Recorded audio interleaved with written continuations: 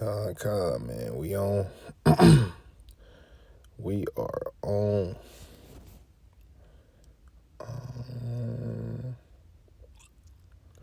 You know what? Let me start with this, man.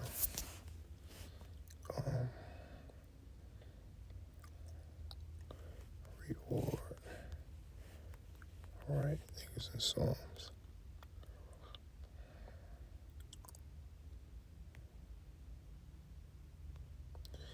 Yes, sir. We Bob. Con 8. Shalom. First, I'd like to give all praises, honor, and glory to Yahweh, Bahashem, Yahweh Shai, Bahashem Rakakadash. Yahweh, who the word nearly calls God. Yahweh Shai, who the word nearly calls Jesus. I want to give a double honor to the apostles of great millstone hearts taught me this truth. I want to give a peace and blessings to the I came across the four corners of the earth who teach this truth and risk their life to do so. It's going to be a quick video. Low when the video's edifying, Louis, I can get some from this video. Quick video to the spirit and grab a couple precepts. We're basically going to get into the reward of the righteous and what's coming to the wicked. You know, obviously, ICE and the things that they're doing is popping up, and this is like the beginning of Jacob's trouble. I mean, they're not going anywhere. You know what I mean? But the sad perils are for the wicked. Okay, the wicked of our people, the wicked of the world, right? These people are going to get caught in that. Okay, Lord willing, you know, the Lord has mercy on us, man, and we don't get caught in that, and we be protected from the plans of the enemy, man. Okay, let me get this real quick. Man, hey, man. Ways, please. Con, this is Proverbs 16:7. It says, when a man's ways please the Lord, he maketh even his enemies to be at peace with him. Okay, so we have to make sure to the best of our ability that our ways please the Lord. Now, the difference between the men of the Lord and the people in this world is that these people are not concerned about how their ways could please the Lord or anything, right? They want to worship the Lord how they want to worship the Lord. Okay, they want to do what they want to do, right? They want to be in the world and serve the so-called white man, but also serve the Lord as well. You can't do that. You can't do that. Okay, you can't do that, man. You can't call yourself fearing the Most High, but you celebrate Christmas. You can't call yourself fearing the Most High, but you believe in Easter and you celebrate Easter. You know, you can't call yourself fearing the Most High, but yet you don't have works. You don't have works to show your faith. You don't have faith, you know, to show your works. You know what I mean? You people don't believe, right? But here it is. The message is out here, right? The you know, I came across the four corners of the earth. It's teaching, preaching the word. And the message is out here, right? But it's not, listen, not everybody's going to listen to it or take heed to it or follow it for whatever reason, right? Or whatever stumbling block that was set before them will be the reason why they don't believe, will be the reason why they get caught in the things to come. Okay? Jesus is not coming to save you, man. Whatever the Catholics is teaching, they ain't coming to save you. John Smith ain't coming to save you. Buddha ain't coming to save you. Allah ain't coming to save you. Okay? It's just not happening. Your religions and your beliefs are no religions, and it's no, your gods are no gods. Okay? The only true power in the earth is the Most High and his son, which the father name is Yahweh, the son name is Yahweh Shai. Period, man. Okay, I was watching a video earlier with the elder in Dallas and Apostle Gabar, and they were making. I didn't get to finish the video, but I watched a good portion of it, which Lord willing I could finish it.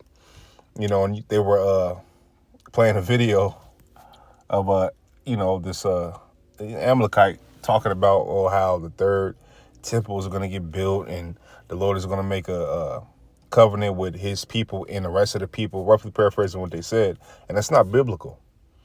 First of all, the third temple is spiritual. The chief cornerstone of that is Yahweh Shai.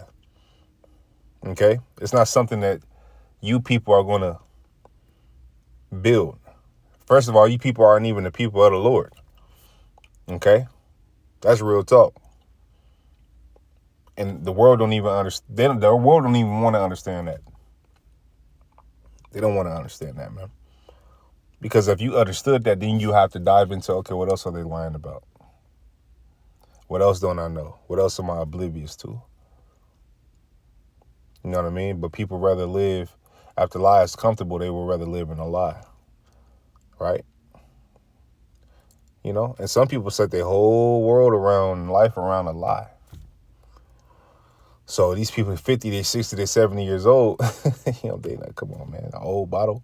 You know what I'm saying? You can't put new, like scripture say, you can't put new wine in the old bottles, man. Okay, this is Psalms 58 and 10. It says, the righteous shall rejoice when he seeth the vengeance.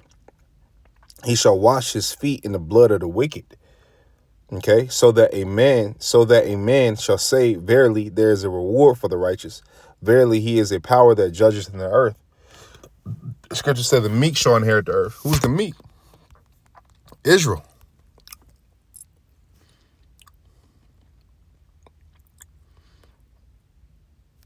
Let me get this.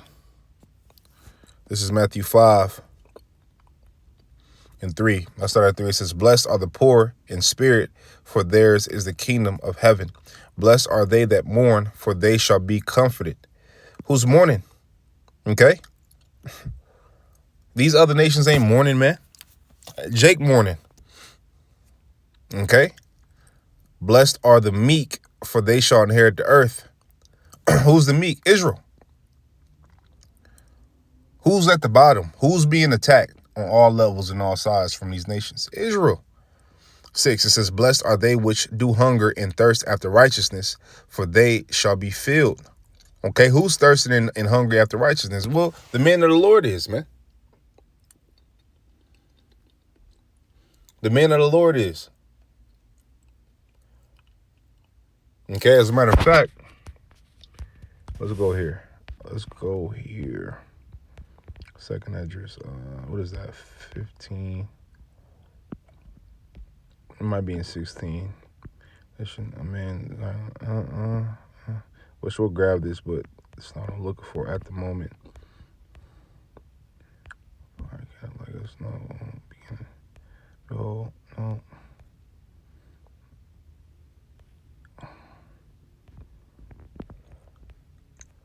Where's it at, man?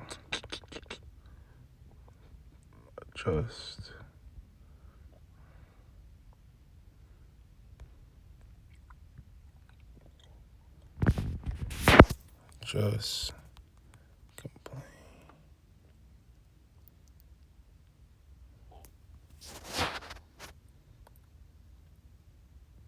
Yep, right here. I think this is it. This is 2 Ezra 15 and 8. It says, I will hold my tongue no more as touching their wickedness which they profanely commit, neither will I suffer them in those things in which they wickedly exercise themselves. Behold, the innocent and righteous blood crieth unto me, and the souls of the just complain continually. So the innocent and the righteous blood crieth unto the Most High, unto the Lord. Okay? And the souls of the just complain continually. Look, listen, oppression maketh a wise man mad, man. When you start seeing this and you start, because look, when you come into the truth, you become illuminated. You get basically risen out of darkness, right? So all the philosophies and the lie and the spell that was put on you, that Babylon juice that was on you, it come up off you when you come into this truth, and you really are baptized by the washing of the water of the word. So you start to understand, you start to change, you understand the fear of the Lord, how important it is, and that has to be the root of it, right? Then you start looking at, oh shit, this is not our rest. Scripture say, Micah 2 and 10, this is not your rest, right? So you're like, oh, okay, boom, right? Then you start looking at how the enemy move, right? And you start looking at what they're planning on doing in the events that happen in the world, and you pair them up with prophecy. Right. And now you just all this, you like, man, look at these devils, man. Look what they're doing. Look, but we still have faith and we have hope, because just like they're being devils, the Lord is going to say he's going to deliver his men. The Lord said that it's a number that's going to be saved. The elect in the 1/3 is going to be delivered, man. Okay? The Lord will provide for his men. Because in the times we coming in, right, with the mark of the beast, CHIP and all that, right? In order to buy or sell, whatever, eat, function, there people are going to have to take that. We're not going to take it. Which means we're completely out of the system. Which means we're completely relying on the Lord.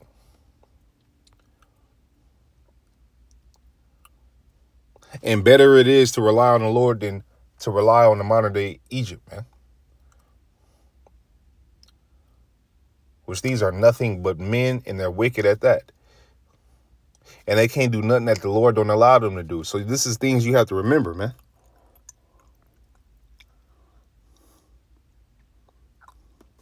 Let me start up, though.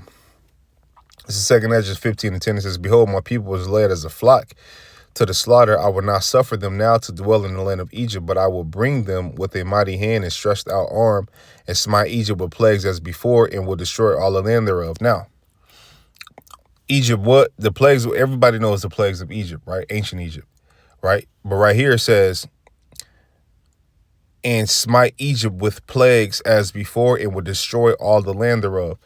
The land over there it's people that still dwell over there. You got motherfuckers going over there to visit the pyramids and all that. So that's not talking about that Egypt. It's talking about this modern day Egypt, which is also known as Sodom in Egypt, which is the virgin daughter of Babylon. So this place has spiritual names for it that it represents. Okay, it says 11. It says, but I will bring them with a mighty hand and stretched out arm, and smite Egypt with plagues as before, and destroy all the land thereof. Egypt shall mourn, and the foundation of it shall be smitten with the plague and punishment that the Most High shall bring upon it. The ultimate plague and punishment is those thermonuclear missiles, man. Okay, it says, they that till the ground shall mourn, for their seed shall fail through the blasting in hell, and with a fearful constellation. Woe to the world and them that dwell therein. For the sword and their destruction draweth nigh, and one people shall stand up and fight against another, and swords in their hands. What is the modern day sword? The gun. Something that could pierce you.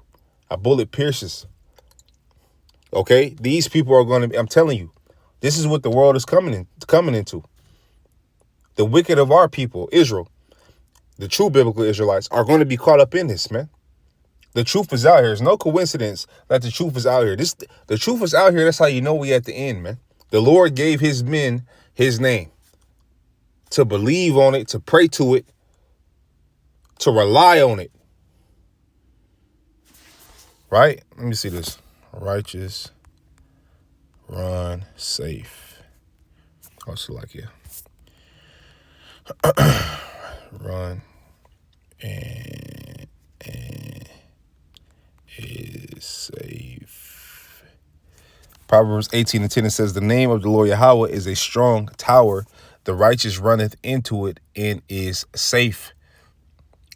Okay? You got to know the name. You got to believe in it. Okay? And you can't just say you believe in it. You have to have works to back up your belief. Right? Which is all, the root of all that is faith. If you don't have that, you ain't going to have no works. You're not going to fear, and you're going to be caught up into the said perils. 16, it says, for there shall be sedition among men, and invading one another. They shall not regard their kings nor princes. In the course of their actions shall stand in their power. A man shall desire to go into a city and shall not be able. Right? Listen. The stronger these street militaries get iced, the more we're going to go into, the martial law, in these cities, and things going to be blocked off. And I mean, this is the beginning of Jacob's trouble, man. Okay. It says, for because of their pride, the city shall be destroyed, the houses shall be destroyed, and men shall be afraid. A man shall have no pity upon his neighbor, but shall destroy their houses with the sword. Okay. and spoil their goods because of the lack of bread and for great tribulation. So it's going to be a famine of bread. Your neighbors that y'all claim your friends and this and that. And when the game on, you come over and them be the same people that's scoping your kitchen, scoping your pantry and all kind of shit to see what's in there. That's how ugly it's finna get. Okay? Like as they do yet this day unto my chosen, so will I also do. So will I do also in recompense in their bosom, thus saith the Lord Yahweh. My right hand shall not spare the sinners, and my sword shall not cease over them that shed innocent blood upon the earth. Right? So the wicked got a lot to pay for. Okay? The wicked of our people, the wicked of the world. Okay? These Edomites, which is our like niggas in the world op, right? Our top op, right? Which is really, out of Esau, Amalek. You know what I mean? Amalek was the first of the nation, scriptures say. Okay? But look, his latter end is that he's going to be destroyed forever. Amalek is a part of Esau. It's one of the tribes of Esau. Okay? As a matter of fact, their father's name is Eliphaz, which when you go into his name in a blue letter, it means my God is gold. Right? So they worship money. They do everything behind a dollar. Right? They do rituals and all kind of shit behind money. Okay? They try to infiltrate banking systems and things of that nature. This is what they do. That's why it's a saying, I don't care who controls the laws, let me control the money. Look it up. It's a quote. Okay? And in this time, we need the Lord, man. The Father's name was Yahweh. The Son's name was Yahweh Shai. Okay? That's what it is. That's what it is, man. Okay? Hey, so with that, man, Lord, when you do this edifying lonely, I got something for this video. I want to give all praises, honor, and glory to Yahweh, Bahashem, Yahweh Shai, Bahashem, Rakakadash. Until you brothers keep pushing on to the next. Shalom.